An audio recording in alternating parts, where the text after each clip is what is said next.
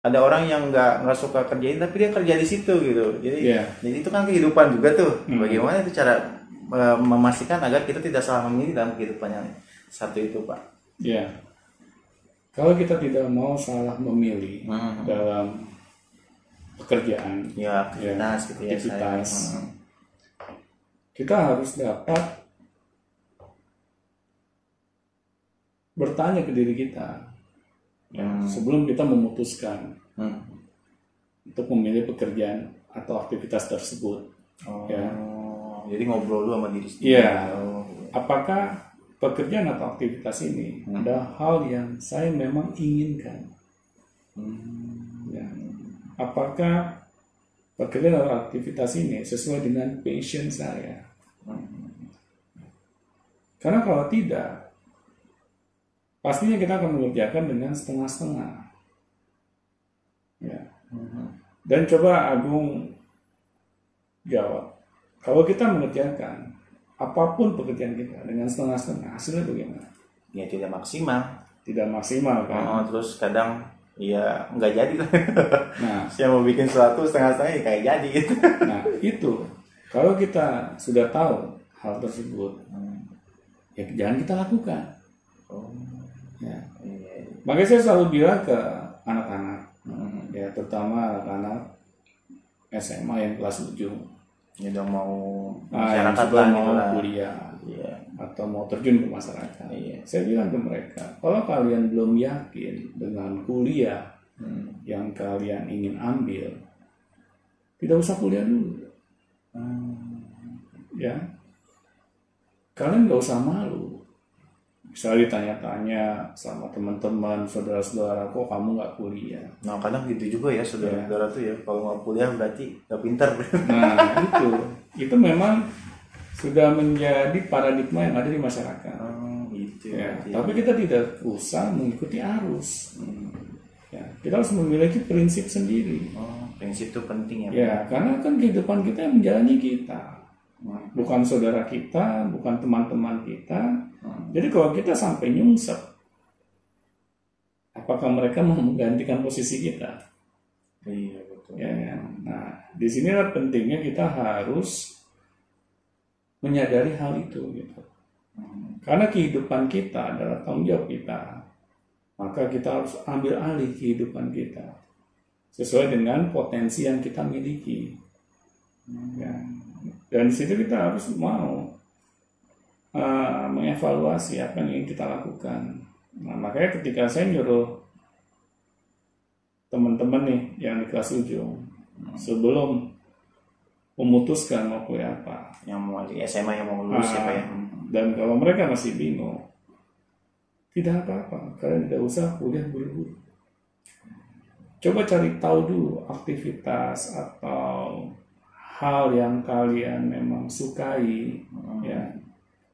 Kalian action dulu di situ, ya. Kalian coba dulu di situ. Kalau misalnya kalian menikmati, baru kalian memutuskan kuliahnya. Nah, contohnya misalnya begini, kita ingin mengambil kuliah, contoh seperti fakultas desain misalnya. Iya. Nah, kalau kita masih ragu untuk mengambil kuliah di fakultas desain, kita bisa mencoba kursusnya dulu. Oh, jadi iyalah gitu ya, antisipasi gitu. Antisipasi. Iya. Kita harus merasakan dulu. Kita harus ada feel dulu di dunia desain. Banyak kan nggak kepikiran tuh kayak gitu. Nah itu karena ya mohon maaf ya, di Indonesia ini itu udah dianggap wajar yang namanya salah jurusan, salah pekerjaan. Salah pekerjaan. Jadi kerjanya apa, kuliahnya apa, misalnya berbeda, itu dianggap hal yang wajar. Nah padahal kalau kita pakai akal sehat, menurut saya itu tidak wajar. Iya, karena udah bertahun-tahun kita belajar ilmu, nggak kepake. Kita udah bertahun-tahun menghabiskan waktu, tenaga, uang, iya kan? gitu. Akhirnya kita tidak pakai ilmunya. Iya benar-benar. Nah, ini yang membuat saya hal yang mubazir. Di kehidupan itu mubazir. Ya, di agama juga nggak diperbolehkan.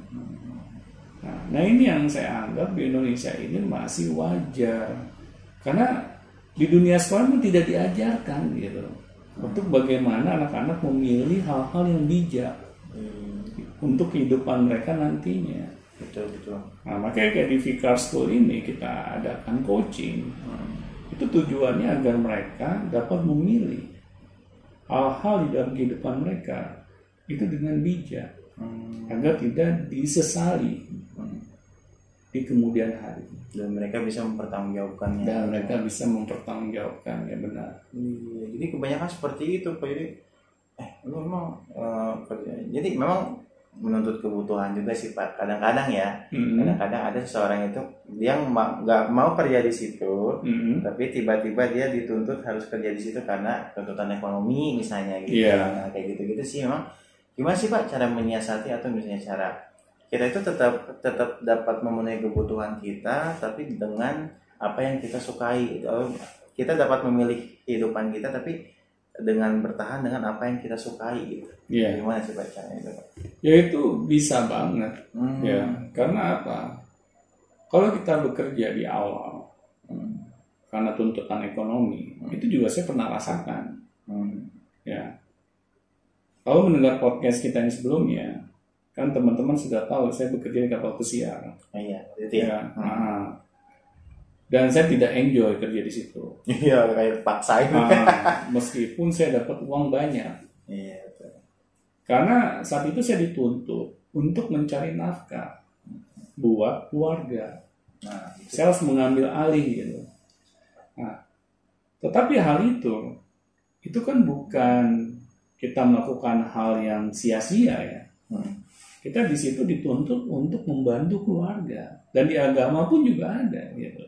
Membantu keluarga itu ada hal yang wajib. Oh, berarti itu suatu proses ya? Suatu proses, nggak masalah. Masalah. Nah, apalagi saat itu saya nggak punya database, bahwa saya harus melakukan pekerjaan di dalam bidang yang sesuai dengan diri saya. Iya. Saya belum mendapatkan database itu. Gitu. Diajarin, Pak? Belum diajarin. Boro-boro dulu ada coaching, ya. Di ruang BP aja saya malah diomelin. Ya.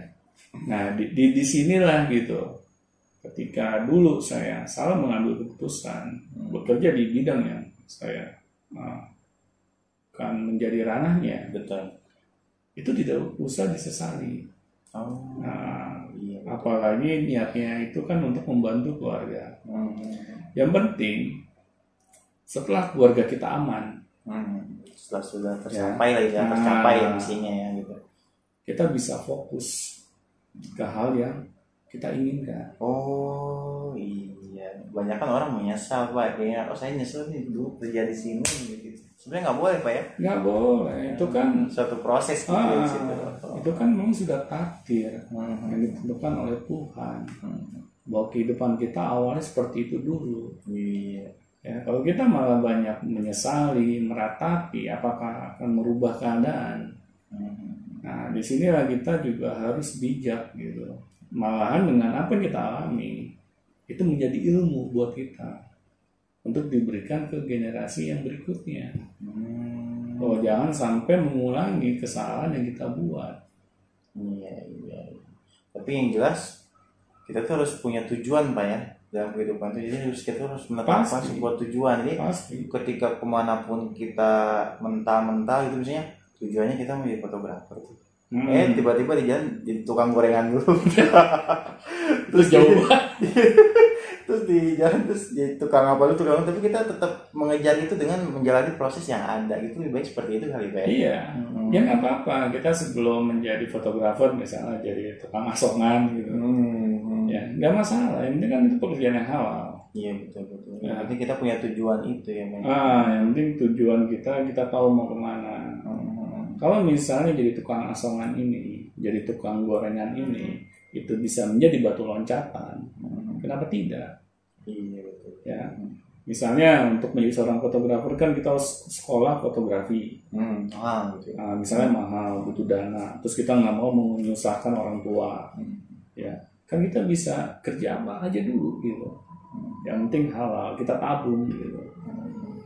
Nah, insya Allah ketika kita mendapatkan sesuatu hasil dari jerih payah kita, ya, kita juga akan menghargai apa yang kita miliki, ya, dan kita juga tidak mau menyia-nyiakannya karena kita sudah bersusah payah di situ mendapatkan itu ya. Nah, mengapa banyak anak orang kaya nyungsep di kehidupan masa depannya?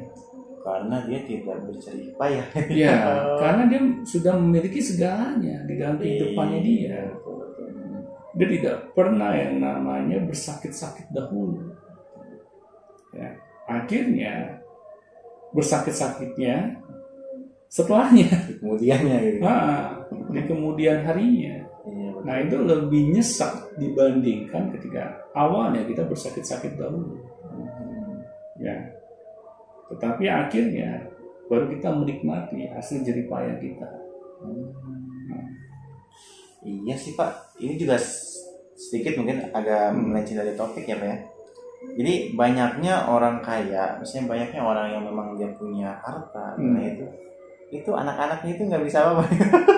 Iya, benar. Nih gimana nih Pak? Jadi tips-tips mungkin ada beberapa masukan atau misalnya cara agar sifat apa sih yang harus diturunkan kepada anak itu gitu, meskipun dia sudah mempunyai segala hal, tapi agar anak ini bisa bertahan dalam kehidupannya, bisa memilih kehidupannya dengan baik.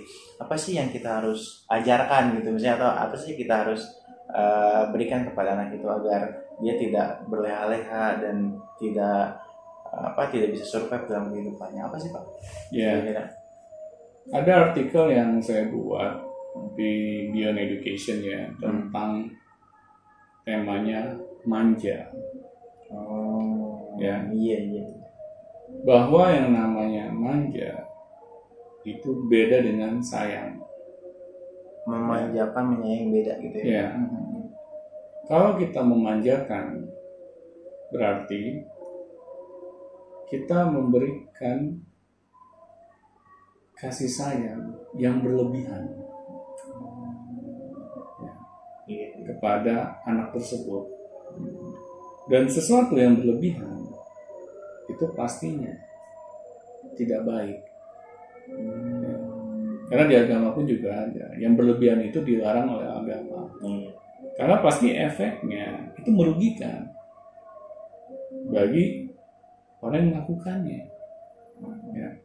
Karena dengan kita memanjakan, ya, anak tidak diberikan kesempatan untuk menyelesaikan persoalan di dalam kehidupannya.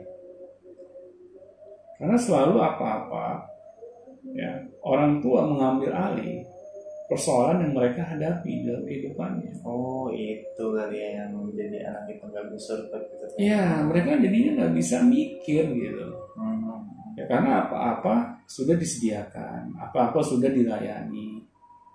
Akhirnya mereka tidak dapat menghadapi masalah di dalam kehidupan mereka. Mereka maunya semuanya ambil jalan yang shortcut, ya, hal-hal yang istilahnya gampang, ya, meskipun itu merugikan orang lain maupun diri mereka. Efeknya ya imbasnya ke diri mereka lagi gitu.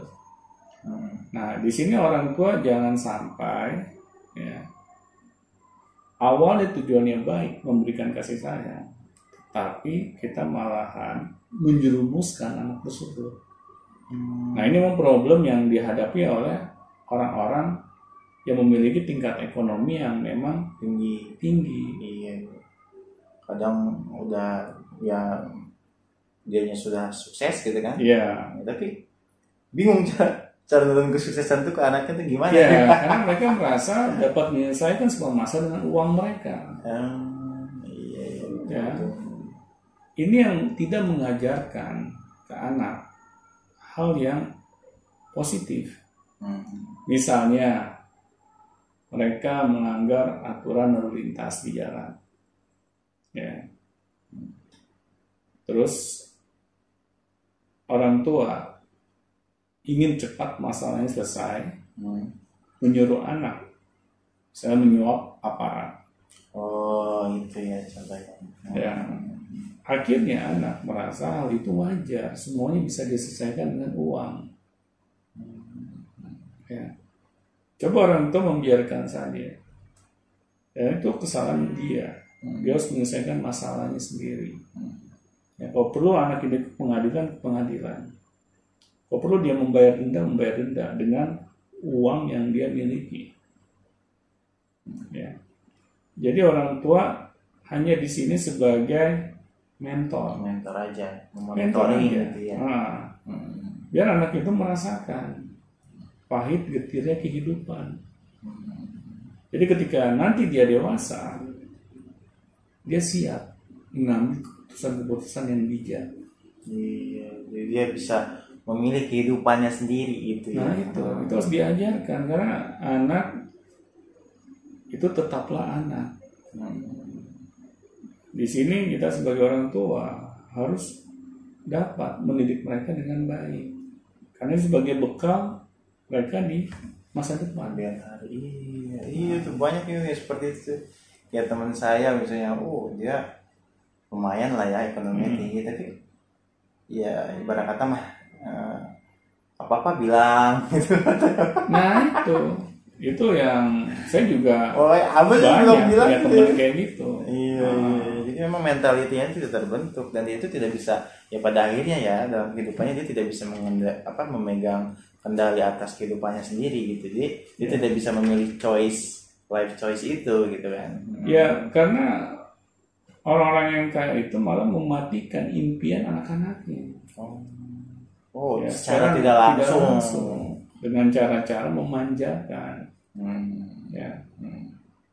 Misalnya anak dari kecil aja HP-nya gitu misalnya, dibeli apa gitu yang paling mahal. Ya, untuk apa coba? Apakah dengan HP yang mahal itu anak itu dapat memanfaatkan gitu seluruh feature yang ada di HP-nya tersebut? Ya. Kalau tidak, kan akhirnya HP-nya jadi sia-sia. Iya benar.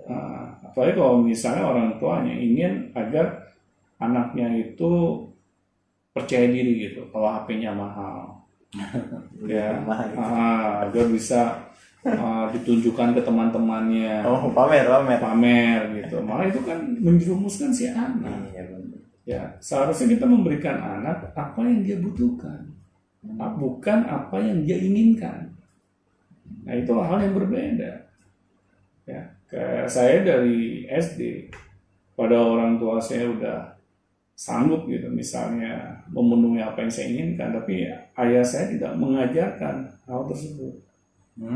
Jadi ditantang gitu. Iya, ayah saya malah mengajari saya bahwa kamu menjalani kehidupan kamu ya sesuai dengan yang kamu butuhkan, bukan apa yang kamu inginkan. Ya, kamu butuh kendaraan untuk ke sekolah, ya, kan ada bis, ya. Iya benar-benar. Ya buat apa kamu harus diantar-antar, ya, manfaatkan tuh, kasihan tuh supir bis. Kalau kamu nggak naik bis, nggak ada penghasilan kan mereka, ya. Nah di sini ayah saya mengajarkan bahwa kehidupan itu harus diperjuangkan, ya.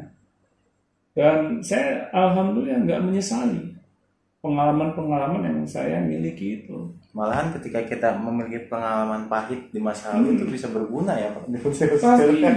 Jadi ketika kita menghadapi masalah di masa depan, kita siap. Iya benar. Secara tidak langsung. Untuk menghadapinya ya secara tidak langsung. Karena hal itu harus ditanam. Ya, jadi anak itu ya seperti kita sedang bercocok tanam dalam mendidiknya gitu. Ya. Jadi jangan sampai ketika kita tahu gitu yang namanya anak prosesnya seperti bercocok tanam, kita pengen instan. Kita malah pengen instan. Ya, mana ada sih misalnya kita ingin memiliki pohon mangga gitu. Ya.